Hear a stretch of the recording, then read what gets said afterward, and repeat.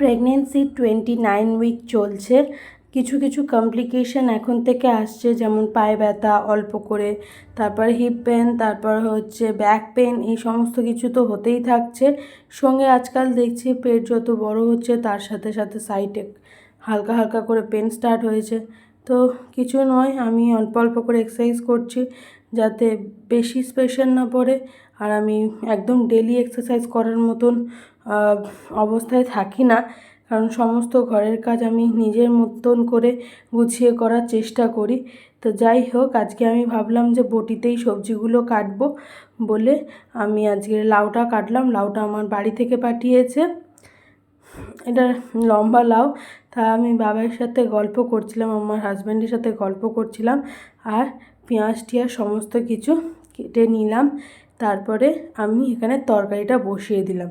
দেখো, সমস্ত কিছু গোছানো থাকলে খুব তাড়াতাড়ি রান্না হয়ে যায়। এইদিকে দেখো, আমি ডিমটা ভেজে নিয়েছি একই কড়াইয়ের মধ্যেই।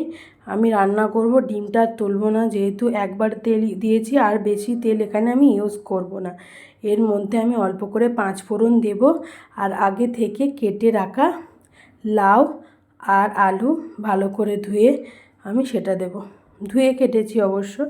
যাই হোক, এ দেখো অল্প করে পেঁয়াজ দিয়েছি এখানে, বেশি নয়, 1 মুঠো মতো দিয়ে আমি ভালো করে কষিয়ে নেবো। আর এইদিকে দেখো, আমার হাজব্যান্ডকে বললাম তুমি মাংস তরকারিটা বসিয়ে দাও, বাকি কষিয়ে আমি নিচ্ছি। জাস্ট ওইটুখানি হয়ে গেলেই আমার আর কোনো হেল্পের প্রয়োজন হবে না। তো আমি বললাম, বলে ঠিক আছে, আমাকে হেল্প করে দিল। আর এমনি আমার থেকে ওর হাতে মাংসের তরকারির টেস্ট বেশি ভালো হয়, কারণ ও মশলা টশলা ওগুলো বা ইভেন তেলও অনেকটা বেশি পরিমাণে দেয়, হয়তো এই কারণেও হতে পারে। তো যাই হোক, আমার রান্না প্রায় শেষ হলো, আর বিকেলবেলায় খাওয়া দাওয়াটা যথেষ্ট ভালো হয়েছিল। আর সন্ধ্যের দিকে আমার এই ব্লাউজটা দিয়ে গিয়েছিল, যেটা আমার স্বাদের জন্য আমি নিয়েছি। এটা রেডিমেড ব্লাউজ ছিল, শুধু জাস্ট ফিটিংটা করে দিয়ে আর পাঠিয়ে দিয়েছিল।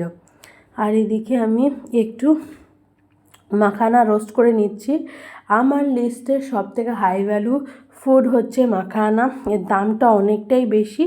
তো যাই হোক, দেখি সরকার এখন মাখানার জন্য অনেক বোর্ড হেন তেন অনেক কিছুই বার করেছে বাজেটের উপরে। তো দেখা যাক ভবিষ্যতে কি হয়, এর দাম কমে আদৌ কমবে কি বলে মনে হয় না, কারণ এর সেইভাবে উৎপন্ন হয় না, সেই কারণে এটা হাই ভ্যালু প্রোডাক্ট। আর অল্প চা করেছিলাম, আজকের দুজনের জন্যই করেছিলাম, আমারও একটু খেতে ইচ্ছে করছিল আদা চা, যেহেতু ঠান্ডা লেগে আছে। আর আমার হাজব্যান্ডের হিডেন ট্যালেন্ট দেখেছো, 2 হাতে ফোন ঘাঁটছে।